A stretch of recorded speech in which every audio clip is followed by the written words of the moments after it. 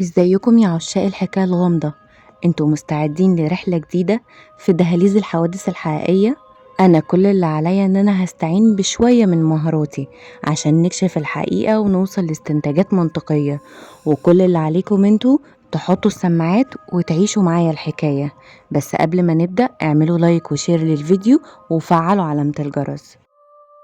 هتعمل ايه لو قلتلك ان انت اول ما دخلت بيتك لقيت حد من اهلك، والدتك او اختك او ايا كان مين هو، مرمي على الارض وراسه ملفوفة بالكامل بشريط لاصق؟ هتعمل ايه؟ قصة النهاردة الشاهد الوحيد اللي فيها طفل عنده 4 سنين، وحتى الأدلة اللي كانت فيها كانت قليلة جدا لدرجة ان هي فضلت 10 سنين عشان تتحل. بتبتدي الحكاية في كاليفورنيا الساعة 7 الصبح يوم 1 يونيو سنة 1993. شرطة الطوارئ جالها بلاغ من واحد اسمه توني بيقول لهم هو مرعوب انهم يجوا بأقصى سرعة لان زوجته السابقة نورما اتقتلت. الشرطة ابتدت تاخد تفاصيل أكتر منه، وبأقصى سرعة كانوا وصلوا مكان الجريمة، وأول ما وصلوا الصدمة كانت على وش كل المحققين وأفراد الشرطة. تفتكروا ليه بقى؟ لقوها مرمية على الأرض وراسها كانت ملفوفة بالكامل أكتر من مرة بشريط لاصق، بس كان في جزء بسيط من الشريط مقصوص. كل فريق التحقيقات وقتها كان مستغرب لأن موضوع شريط اللاصق اللي مغطي راسها بالكامل دي كانت حاجة جديدة وغريبة جدا، لأن في الوقت ده العادي إن الشريط اللاصق بيكون يا إما على فم الضحية عشان ما تصرخش، أو على عينيها علشان ما تشوفش اللي خاطفينها أو المكان اللي هي فيه. لكن الراس بالكامل تتلف ليه؟ فاستنتج واحد من المحققين ان اللي لزق راس نورما واحد تعرفه كويس، وعمل كده لاحتمالين. اولهم ان هو ما يكونش عايز يبصلها عشان ما يتراجعش وهو بيرتكب الجريمة، والاحتمال التاني انه بعد ما ارتكب الجريمة ما يحسش بالذنب.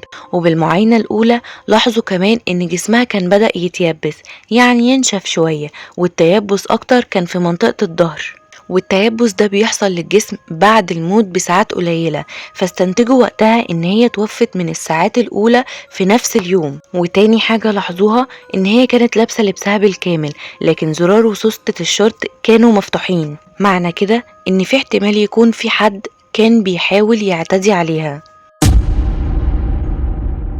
قبل ما نكمل بقية المعاينة لازم نعرف مين نورما دي اصلا، فركزوا معايا كويس قوي عشان لما نرجع لتكملة المعاينة تكونوا عارفين تربطوا الأحداث ببعض.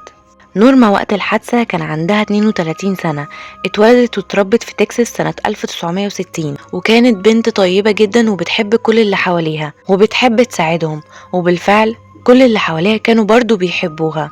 وفي سنة 1980 انتقلت نورما لكاليفورنيا عشان تدخل الجامعة، وهناك اتعرفت على جوزها توني اللي اتصل بالطوارئ، وبعد فترة صغيرة حبوا بعض واتخطبوا، وبعدها بسنتين بالظبط في 9 مارس سنة 1982 اتجوزوا، وبعدها بفترة مش كبيرة خلفت ابنها أندرو واللي كان عمره وقت الحادث 11 سنة. وبعده ب7 سنين سنة 1989 جابوا ابنهم التاني أوستن، ووقت الحادث كان عنده 4 سنين. أندرو وأوستن كانوا كل حاجة في حياة نورما، وفي الوقت ده بالتحديد كانت سعيدة جدا بحياتها مع توني. كده احنا عرفنا ملخص بسيط عن حياة نورما. نرجع تاني بقى لمكان الحادث. كان موجود في البيت الوقت ده توني جوز نورما السابق، ومعاه أخوه هيكتور وأولاده الاتنين أندرو وأوستن. فالمحققين بدأوا يستجوبوا توني عن سبب وجوده الوقت ده في بيت نورما مع ان هما الاتنين منفصلين.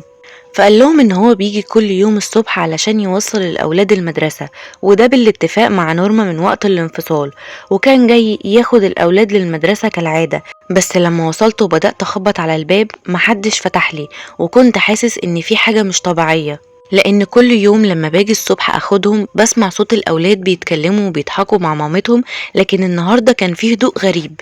ففضلت اخبط اكتر من مرة وما كانش فيه اي صوت، فابتديت اقلق. فقررت وقتها اني احاول افتح الباب بكل الطرق وادخل اشوف فيه ايه واطمن عليهم.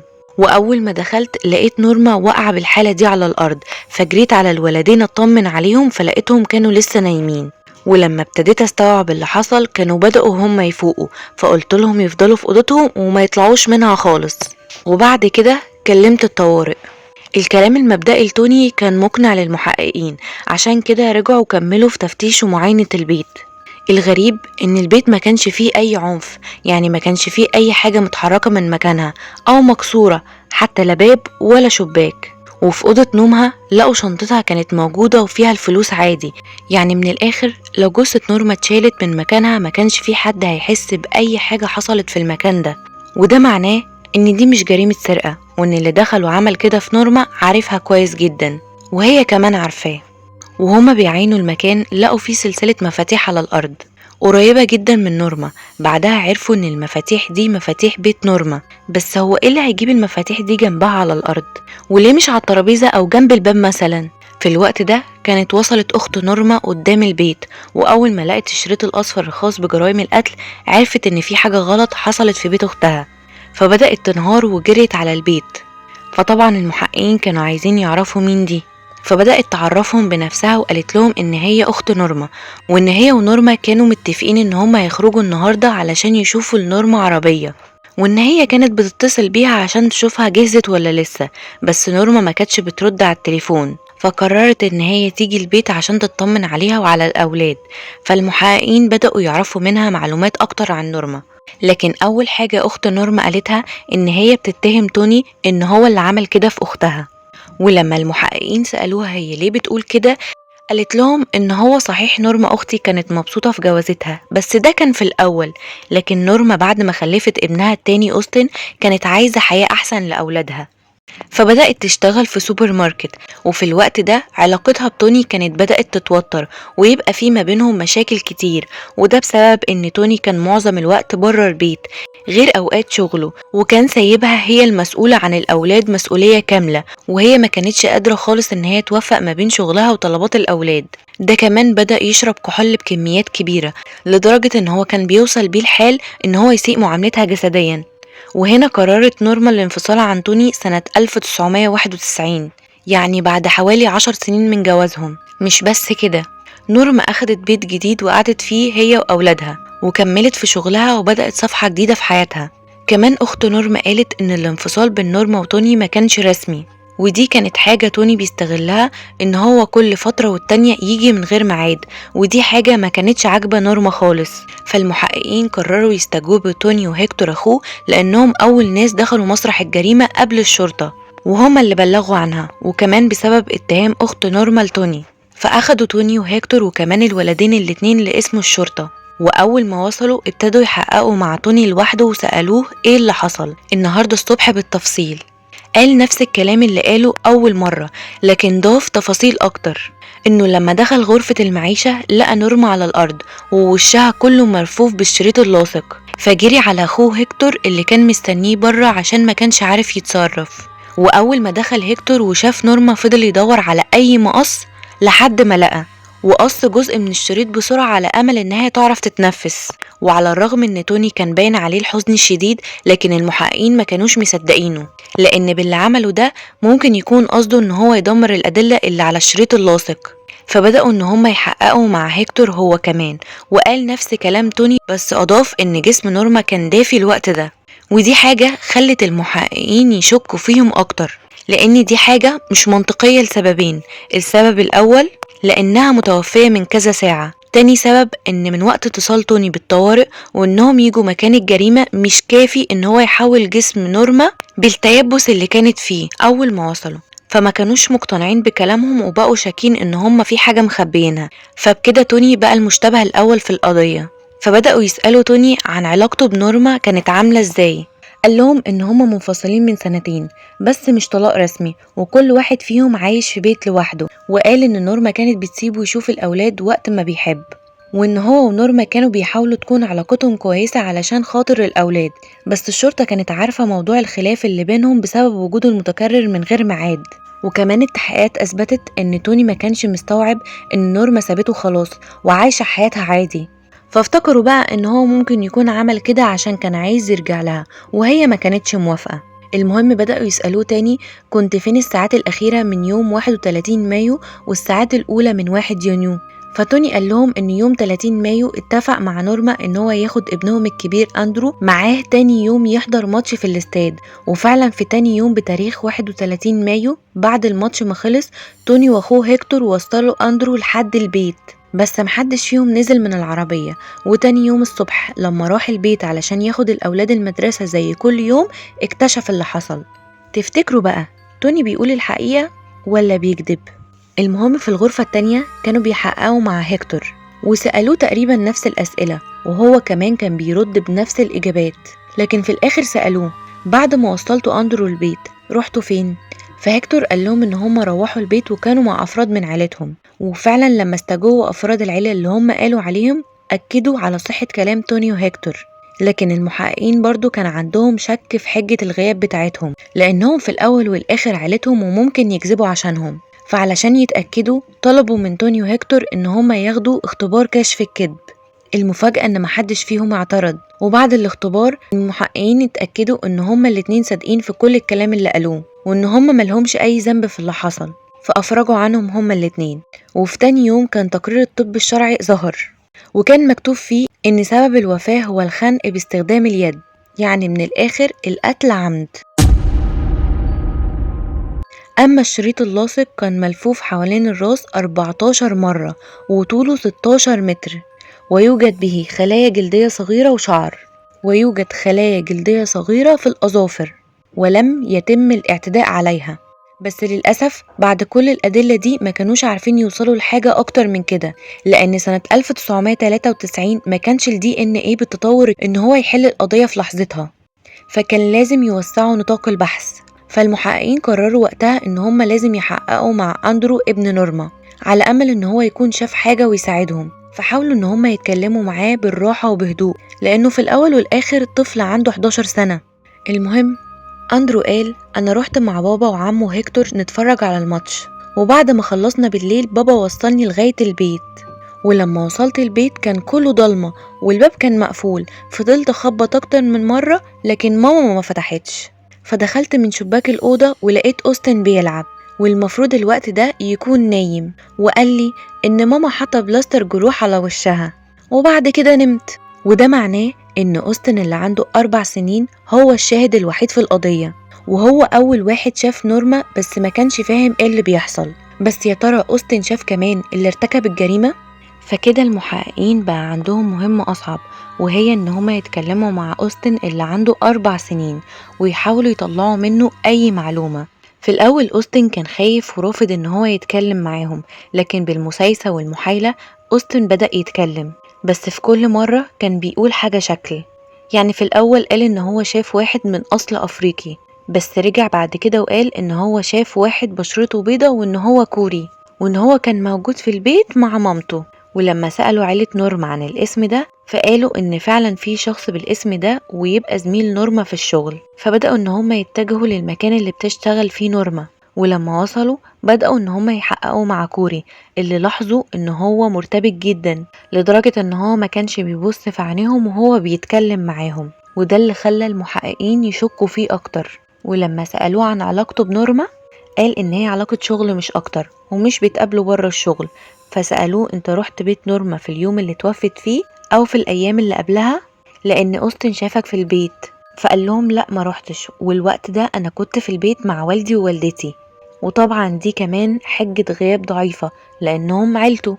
وقبل ما يتأكدوا من كلامه ويمشوا كان لازم يحققوا مع باقي زمايل نورما، وبدأوا بصاحبتها المقربة باتريس اللي قالت ان هي راحت لبيت نورما اليوم اللي قبل الجريمة، بس ما كانتش لوحدها، وكان معاها شوية من زمايلهم في الشغل، لأن نورما كانت عاملة حفلة شوي عندها في البيت.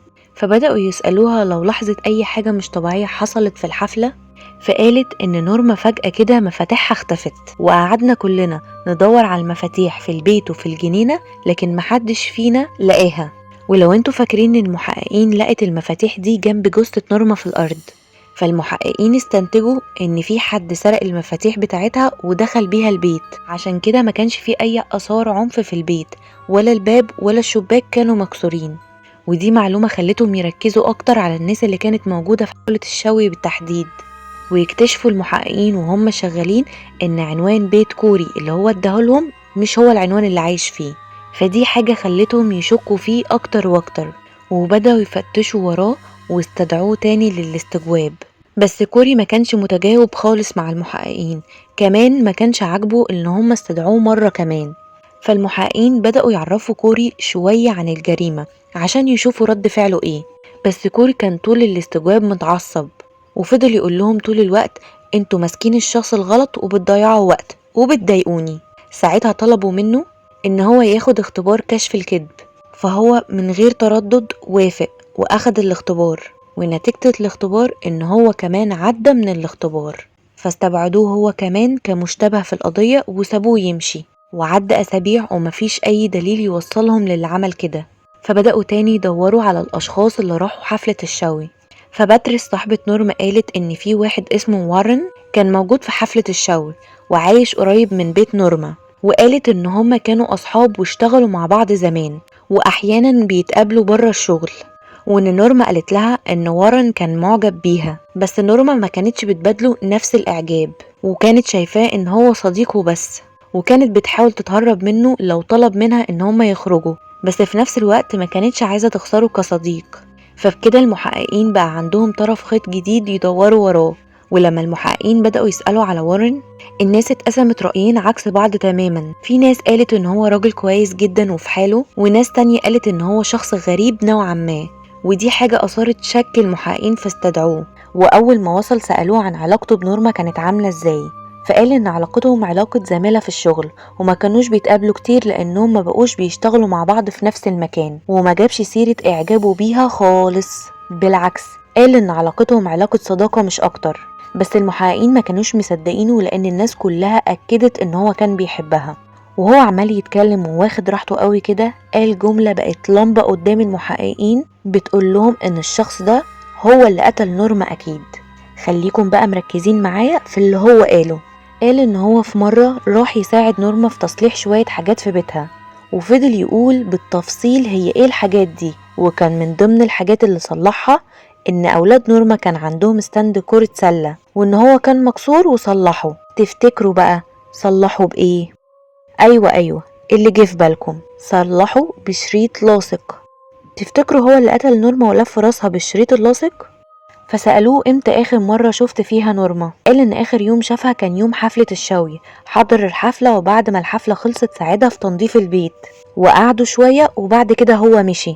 معنى كده ان هو ممكن يكون اخر واحد شاف نورما عايشة. فسألوه كنت فين وقت ارتكاب الجريمة، يعني اواخر ساعات يوم 31 مايو والساعات الاولى من 1 يونيو. فقال ان يوم 31 مايو رحت مع زميلي في السكن وخطيبته لمالها ليلي، وقعدنا هناك لغاية الساعة 1:30 الصبح من يوم 1 يونيو، وبعد كده اتمشينا شوية وبعدها طلعنا كلنا على البيت.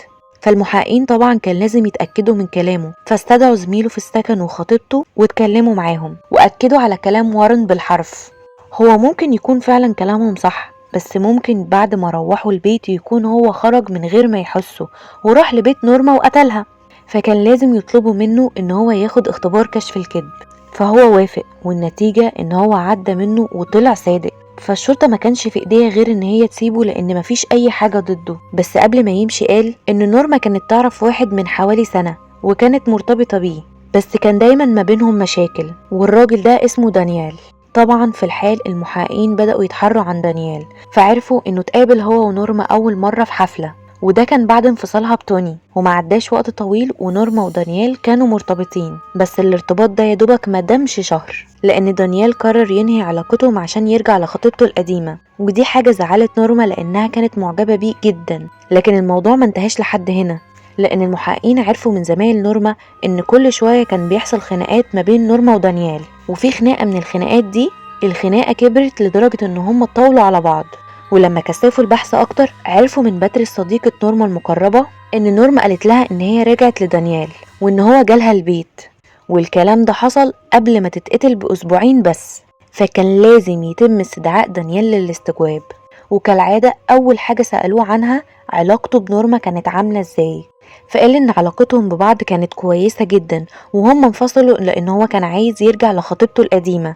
وقبل ما يكمل كلامه المحققين قطعوه وسألوه عن الخناقة الكبيرة اللي حصلت مع نورما لما راح لها الشغل.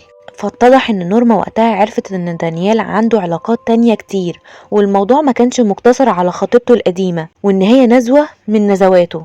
فطبعا لما عرفت وواجهته حصلت الخناقة الكبيرة دي، ولما اتسأل سبب وجوده في بيت نورما قبل الحادثة بأسبوعين، دانيال ما أنكرش وقال إن هو فعلا شافها بس ما اتخانقوش وإن هي كانت مقابلة عادية. فبدأ المحققين يسألوه نفس السؤال التقليدي، إن هو كان فين وقت ما الجريمة حصلت.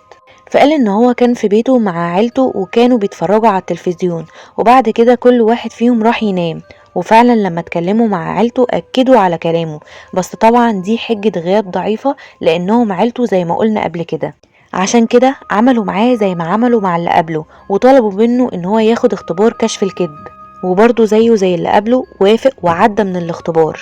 فطبعا برضو أفرجوا عنه لأن ما كانش في إيديهم أي أدلة. الفكرة إن الأدلة كانت قليلة جدا، وما كانش فيه أي حاجة تساعد المحققين إن هم يوصلوا للقاتل. فعدت أسابيع والأسابيع بقت سنين من غير أي جديد، والقضية فضلت زي ما هي. تفتكروا إن هفضل أتكلم معاكم كل ده وفي الآخر القضية ما يكونش ليها حل؟ لأ طبعا.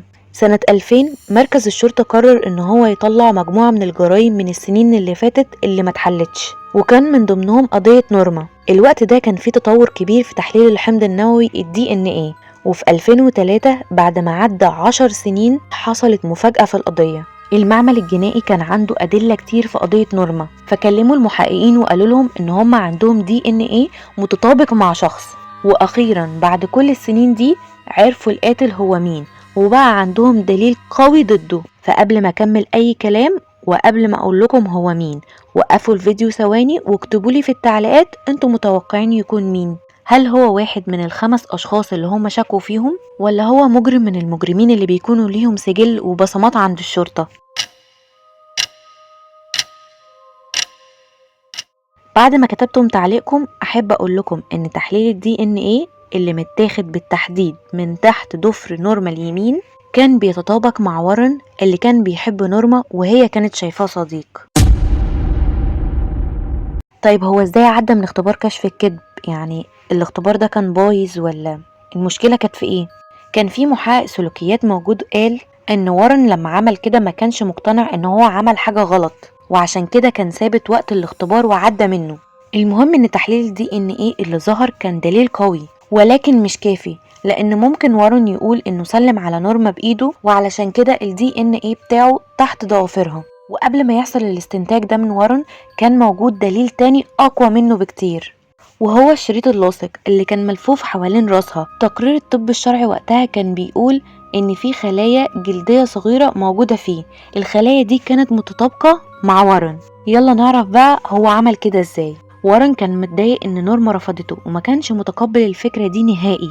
ففي يوم 1 يونيو بعد ما خلص سهرته مع زميله وخطيبة زميله ورجعوا السكن، هو نزل تاني بعدها بس من غير ما حد يحس بيه، وراح لبيت نورما ودخل البيت بالمفاتيح اللي سرقها.